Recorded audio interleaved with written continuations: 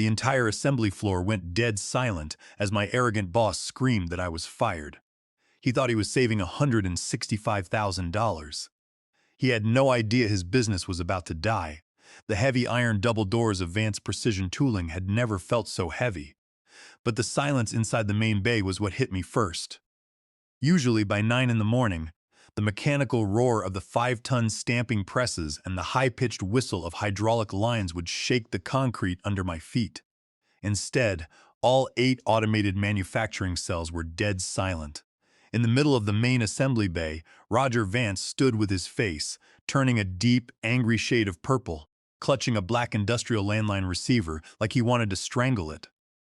He was shouting at the top of his lungs, his voice echoing off the corrugated metal ceiling, demanding to know why the latest freight shipment of 165,000 steering knuckles had been blocked at the Detroit shipping depot. Standing beside him was the lead compliance auditor from Detroit Automotive, holding a clipboard and refusing to sign the shipping manifest. Roger looked at me as I walked in, his teeth clenched, but I didn't say a word.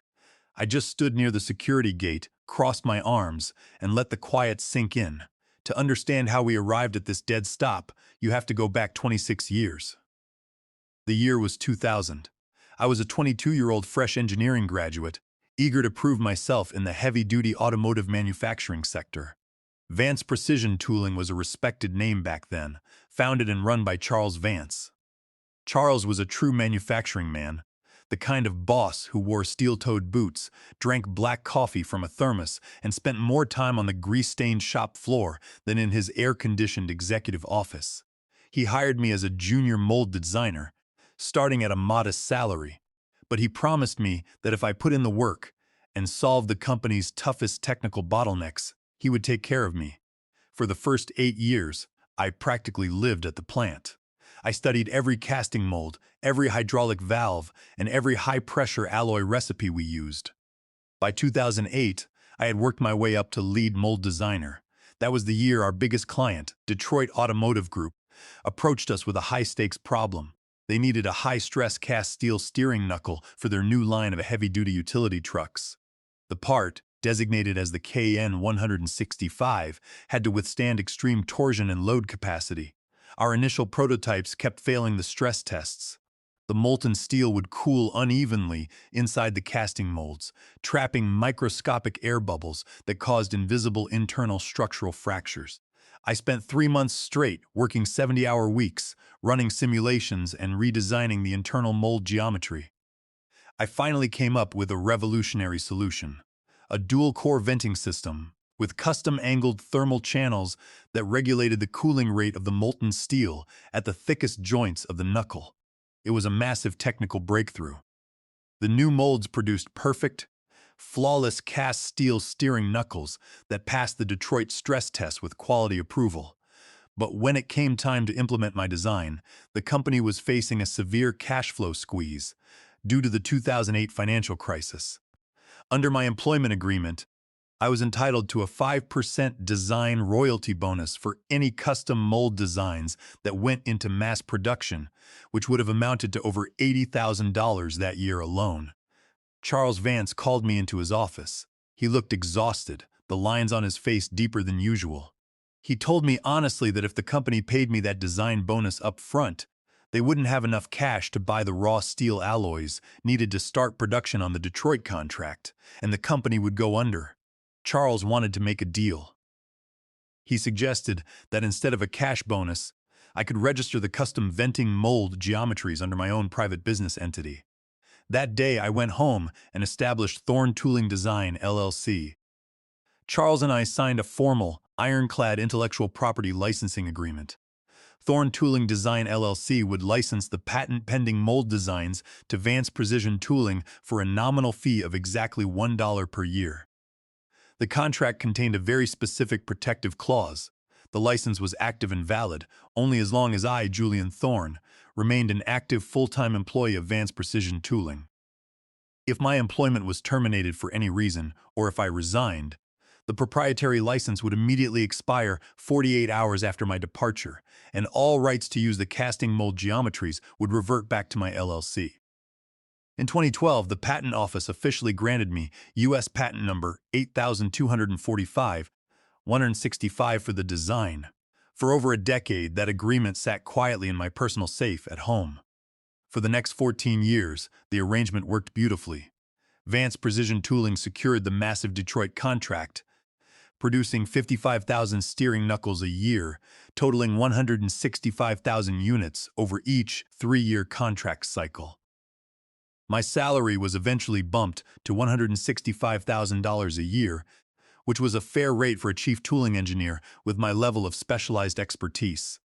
Charles Vance respected my work, and I respected his leadership, but things changed in 2024.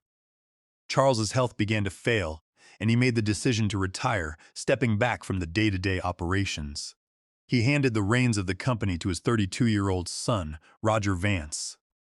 Roger had spent his entire life attending elite private schools, followed by a prestigious MBA program. He had never spent a single night on a greasy factory floor, never operated a CNC mill, and had absolutely no respect for the skilled trades. To Roger, a manufacturing plant was just a spreadsheet. He saw the veteran workers who had built the company as expensive liabilities, and he was determined to cut costs by any means necessary to boost the company's paper profit margins.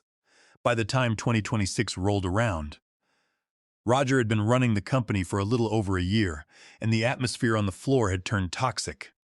He had already fired 2 senior production managers, replacing them with cheap, inexperienced graduates who didn't know the difference between cast iron and carbon steel. I could see the writing on the wall. My $165,000 salary was the biggest target on his spreadsheet. Every time Roger walked past my office, he would make snide comments about overpaid legacy staff and how modern software could automate 90% of mold design. I kept my head down, focused on keeping the KN-165 production line running smoothly. But I knew it was only a matter of time before his arrogance pushed us over the edge. The conflict boiled over on a Tuesday morning in mid-April. We were in the middle of a major production run for Detroit Automotive, rushing to finish a batch of 55,000 steering knuckles. The automated casting cells were running hot, operating 24 hours a day on 3 rotating shifts. I was in my office reviewing the thermal data logs when Gavin Scott, our floor supervisor, knocked on my door. Gavin looked worried, rubbing the back of his neck, which was always a sign of trouble. He told me that Roger Vance had just ordered the operators on Cell 4 and Cell 5 to bypass the scheduled maintenance cycle. The KN-165 casting molds were complex, high-precision tools. Because of the extreme heat and pressure involved in casting high-stress steel, the mold vents had to be cleaned and the cooling lines flushed every 5,000 cycles. It was a rigorous, 4-hour process that involved cooling the molds down, cleaning out carbon deposits with specialized solvents, inspecting the venting pins, and reapplying a high-temperature synthetic lubricant. If you skipped this step, the venting channels would clog. Without proper venting, air would get trapped in the molten steel, creating microscopic voids. To the naked eye, the steering knuckles would look perfect, but under stress, they would snap like twigs. I grabbed my hard hat and walked down to the casting bay. When I reached Cell 4, I saw Roger standing next to the control panel, shouting over the mechanical noise at the lead operator. A barrel of our high-grade synthetic mold lubricant was sitting nearby, and Roger was pointing at it with his expensive leather shoes. I walked up to him, keeping my voice level, and asked what was going on. Roger turned around, his eyes narrowing. He told me that we were running behind schedule and that shutdowns for routine maintenance were costing the company too much money. He had looked at the numbers and decided that we only needed to service the molds every 20,000 cycles instead of 5,000. He claimed that the high-grade synthetic oil we used was a wasteful expense and that standard machine oil would work just fine to keep the lines moving. I explained to him, slowly and clearly, the physics of what he was asking. The custom-angled venting geometry of the molds, which was patented under my name, relied on precise thermal dissipation. Standard machine oil would burn up at the casting temperatures, leaving a thick carbon residue that would block the vents. I told him that skipping the cleansing cycles would lead to internal microfractures in the steering knuckles. And if those parts were shipped to Detroit and installed on heavy-duty trucks, steering systems would fail on the highway. Roger laughed, a condescending sound that made my jaw tighten. He told me that I was overcomplicating things to justify my job. He said that a steering knuckle was just a chunk of metal, and that modern quality control software would catch any major flaws. He accused me of trying to slow down production to protect my own ego. I looked him dead in the eye and told him that as the chief tooling engineer, I could not and would not authorize the release of any parts produced using bypassed molds. I told him it was a matter of basic engineering ethics and public safety. That was the trigger. Roger's face turned bright red, and he stepped closer to me, waving his hands. He started screaming so loudly that the operators in the nearby cells stopped what they were doing to watch. He yelled that he was the owner, the CEO, and that my job was to follow his orders, not lecture him on ethics. He said he was tired of my old-school attitude and my refusal to adapt to modern business efficiency. Then he delivered the blow he had been planning for months. He told me that I was fired. He said he was terminating my contract immediately for insubordination and willful disruption of company operations.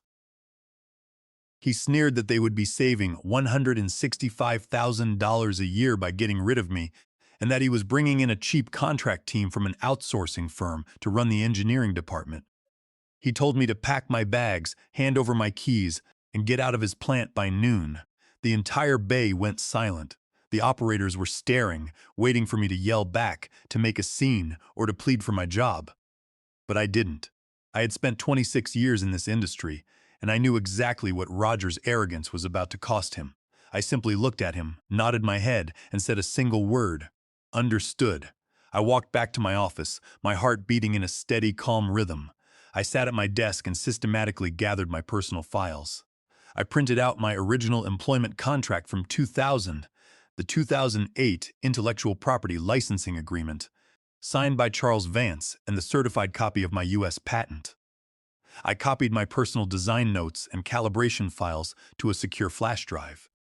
I cleared out my desk drawer, packed my reference books into a cardboard box, and walked down to the HR office to hand in my access badge. As I walked out of the building to my truck, I took a deep breath of the fresh spring air. The 48-hour countdown had officially begun. Roger thought he had just trimmed the fat from his spreadsheet. He had no idea that he had just pulled the pin on his own grenade. I put my truck in gear and drove home, ready to call my attorney. By Wednesday morning, I was sitting in the conference room of Ward and Associates in downtown Detroit. Rebecca Ward, my intellectual property attorney, was reviewing the licensing agreement I had signed with Charles Vance back in 2008. She adjusted her glasses, a sharp smile spreading across her face as she read the key clauses. Rebecca was an expert in manufacturing IP, and she immediately saw that Charles Vance had signed an incredibly protective agreement in my favor because he knew the company's survival in 2008 depended entirely on my goodwill. The core of our strategy lay in Section 9 of the agreement, titled Term and Termination. The language was clear, precise, and absolute. It stated that the license granted to Vance Precision Tooling for U.S. Patent Number 8245, 165 was strictly contingent upon my active, full-time employment as the chief tooling engineer. If my employment was terminated for any reason, whether by the company or through my own resignation, the license would automatically expire exactly 48 hours from the official moment of termination. Furthermore, Section 9 stated that any production, sale, or distribution of parts utilizing the patented dual-core venting geometry after that 48-hour window would be classified as willful patent infringement under federal law. Willful infringement was a serious civil offense that carried treble damages, meaning a court could triple any financial penalties awarded to my LLC. My official termination paperwork was processed on Tuesday at noon. That meant the license would expire on Thursday at noon. Roger Vance had no idea that when he fired me to save a $165,000 salary, he was also firing the legal right to manufacture the only product keeping his company solvent. Rebecca asked me if Vance Precision had any alternative tooling they could use to manufacture the steering knuckles for Detroit Automotive. I shook my head and explained that they didn't. The KN-165 steering knuckle was a proprietary design specifically engineered to use my dual-core venting mold. If they tried to use standard molds without my patented venting channels, the steel casting would fail the ultrasonic testing required by the client. Re-engineering the mold geometry from scratch and getting it certified by Detroit Automotive's Quality Control Board would take at least 6 to 9 months and cost upwards of $600,000 in engineering fees. Let alone the lost production time, we drafted 2 separate letters. The first was a formal cease and desist notice addressed to Roger Vance, CEO of Vance Precision Tooling. The letter informed him that as of Thursday at noon, the license to use U.S. patent number 8,245,165 was officially terminated. It demanded that the company immediately cease all manufacturing, assembly, and shipping of any parts utilizing the patented venting mold geometries, and that all physical casting molds containing the patented design be locked down and preserved for inspection. The second letter was the real killer. It was a formal notice of patent license expiration sent directly to Detroit Automotive's corporate legal headquarters and their chief procurement officer, Alan Brooks. I knew how Detroit Automotive operated. As a multi-billion-dollar global auto manufacturer, they had zero tolerance for intellectual property risk. Under federal safety standards, every structural component of their vehicles had to have a clear, undisputed chain of title and certified engineering documentation. If Detroit Automotive's installed steering knuckles that were manufactured using unlicensed, patent-infringing tooling, they would be legally liable for any vehicle failures on the road, exposing them to massive class action lawsuits and regulatory recalls. I also reminded Rebecca about the terms of the Master Supply Agreement between Vance Precision and Detroit Automotive, specifically Section 14B, which covered supplier compliance. I had helped Charles Vance review that contract years ago. Section 14B stated that if the supplier shipped parts that were subject to any intellectual property disputes, or if the supplier failed to maintain valid licenses for the manufacturing processes used, Detroit Automotive had the right to reject all shipments, terminate the contract immediately for cause, and demand liquidated damages. The liquidated damages under Section 14B were calculated as double the market value of all affected parts, shipped during the current contract cycle, plus a flat $5 million breach penalty. In this contract cycle, Vance Precision had already shipped 165,000 units of the KN-165 steering knuckles at a unit price of $120.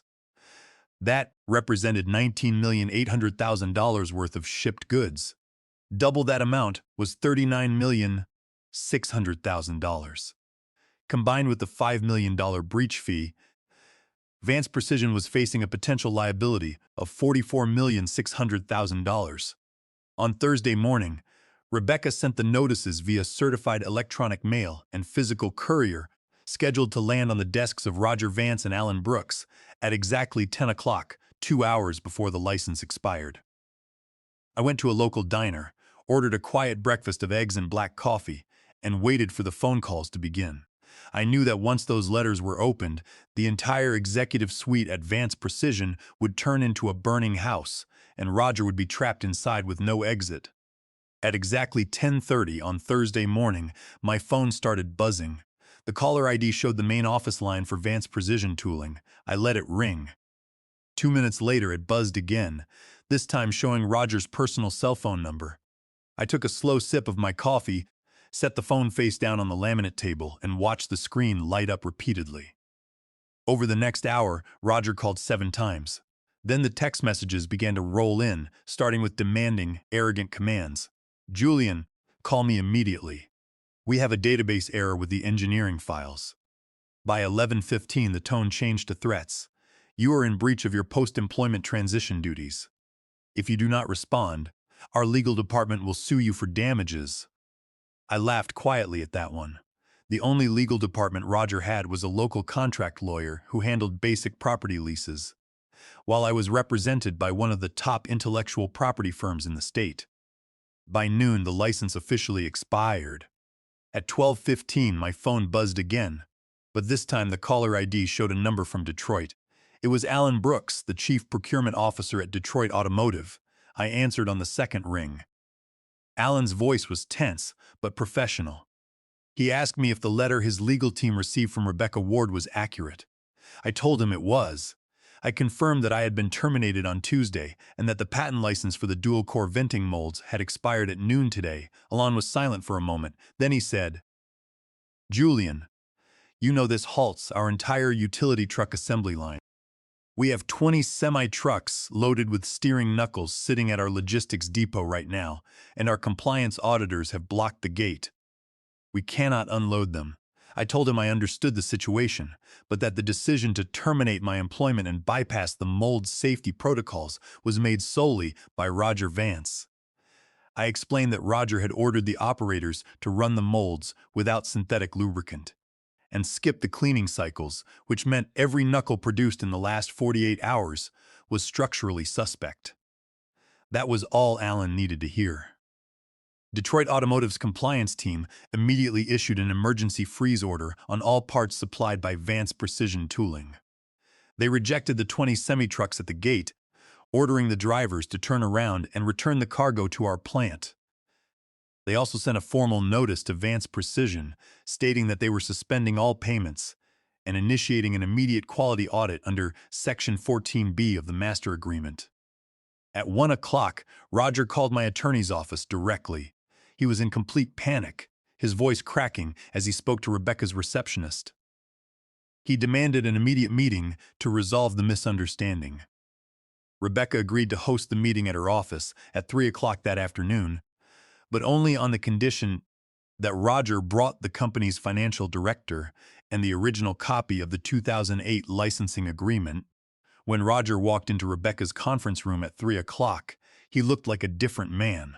The smug, self-assured smirk was completely gone. His tie was loose, his collar was damp with sweat, and he was clutching a leather folder like a shield. Beside him was Donald Croft, the company's veteran chief financial officer, who had worked with Charles Vance for 20 years.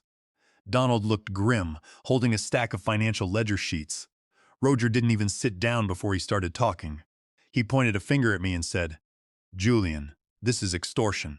You can't just lock down our production line. We built those molds in our factory, using our steel. You were our employee. Everything you designed belongs to the company." Rebecca gestured for him to sit, her voice cold and professional. She opened a folder on the table and slid a copy of the 2008 agreement across the polished wood. She told him that, under the patent laws of the United States, specifically Title 35, an employee retains ownership of their inventions unless there is a written contract assigning those rights to the employer. She pointed to the signature at the bottom of page 4. It was Charles Vance's signature. She explained to Roger, word for word, the clause that stated the license to use U.S. patent number 8,245,165 expired 48 hours after my termination. She told him that as of noon today, every single steering knuckle Vance Precision produced was an unlicensed, patent-infringing product. Roger turned to Donald, his face pale. "Donald, tell her she's wrong. Tell her we can just use the old molds." Donald sighed, shaking his head. He looked Roger in the eye and said, "We can't, Roger. The old molds were scrapped 5 years ago. The only tooling we have on the floor uses Julian's venting channels. If we run them without a license, we are committing willful infringement, and Detroit Automotive has already rejected our shipments. They are invoking Section 14B. Donald then turned to me, his voice heavy with regret. "Julian, if Detroit Automotive terminates the contract and enforces the Section 14B penalties, the total liability is $44,600,000. Our entire company is only valued at $35 million. We would have to file for Chapter 7 bankruptcy by next Friday. The banks will seize the plant, and 300 people will lose their jobs." Roger stared at the ledger sheet in front of him. For the first time in his life, the numbers on his spreadsheet weren't just abstract figures he could cut to make himself look good. They were a giant, crushing weight that was about to obliterate his father's legacy and his own career. He looked up at me, his eyes wide with fear, and asked what I wanted. I leaned forward, looked him dead in the eye, and told him that my terms were non-negotiable. I laid my terms out on the conference table, printed on a single sheet of paper. The room was silent as Roger and Donald read through the demands. The terms were clear. Roger Vance must immediately resign from his position as CEO and step down from any active role in the company. The board of directors would appoint me as the chief executive of operations, giving me sole authority over all manufacturing processes, engineering personnel, and safety protocols. Additionally, Vance Precision Tooling would execute a full patent buyout for U.S. patent number 8245, 165 for the sum of $4,500,000, paid out from the company's capital reserve fund. Finally, I would return as the operational head of the plant under a new contract, with an annual salary of $250,000 and a 5% equity stake in the company. Roger's face went from pale to a deep, flushed red. He slammed his hand on the table, his MBA-trained voice cracking. He screamed that I was trying to steal his company, that the board would never agree to dilute the family's equity, and that his father would sue me for extortion. He claimed he could find a way to bypass the patent or outsource the work to another supplier before Detroit Automotive could enforce the penalties. Donald Croft looked at Roger with a mixture of pity and frustration. He reached into his pocket, pulled out his phone, and set it on the table. He pressed a button, activating the speakerphone. "Roger, shut up," a gravelly, familiar voice came through the line. It was Charles Vance. He was calling from his recovery home in Florida, and even over the speakerphone, his voice had the authority that had run the company for 30 years. "Dad?" Roger stammered, his bravado instantly evaporating. "Dad, Julian is trying to ruin us. He's demanding." "I know what he's demanding, Roger," Charles interrupted, his voice heavy with anger. "Donald called me 3 hours ago and explained everything. I built this company with my own 2 hands. And Julian was the man who helped me keep it alive when we were on the verge of collapse in 2008. You went to business school for 4 years, and it took you less than 18 months to destroy everything we built because you thought you could treat our people like numbers on a spreadsheet." Charles took a deep, wheezing breath before continuing. "You fired our top engineer to save a measly salary. You violated safety protocols that could have put defective parts on the road. And you put us in a position where we face a $44 million liability. You are unfit to lead this company. You will sign the resignation papers today, or I will personally call the board of directors and have you removed for gross negligence and breach of fiduciary duty." Roger slumped back in his chair, his eyes hollow. He looked at the paper on the table, then at Donald, and finally at the phone. He knew he had no cards left to play. His father had turned against him, the board was ready to fire him, and the company's biggest client was hours away from pulling a $45 million contract. Without saying another word, Roger pulled an expensive pen from his pocket, signed his name on the resignation sheet, and pushed it across the table to Rebecca. Donald Croft looked relieved.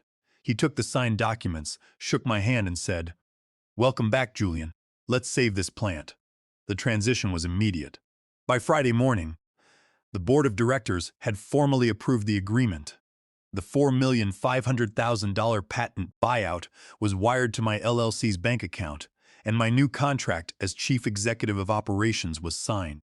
My first action upon returning to the factory floor was to halt the production lines on Cell 4 and Cell 5. I ordered the operators to remove the molds, clean them thoroughly with the proper synthetic solvents, and replace the worn venting pins. We ran a full ultrasonic scan on every steering knuckle produced during Roger's bypassed run. As I had predicted, over 12% of the knuckles produced without the synthetic oil lubrication showed internal microfractures. We scrapped the defective parts immediately and melted them down for recycling. I then called Alan Brooks at Detroit Automotive. I informed him that the patent dispute was resolved, that I had taken full control of the plant operations, and that we were resuming production under the strict quality standards his team expected. I invited their lead auditor, Jeffrey Miller, to inspect the lines personally. Within 48 hours, Detroit Automotive lifted the shipping freeze. The 20 semi-trucks that had been turned away were inspected, verified, and unloaded at the depot. Alan Brooks sent a personal email to the board of Vance Precision stating that they were keeping the $45 million contract in place solely because of my return and my commitment to quality control.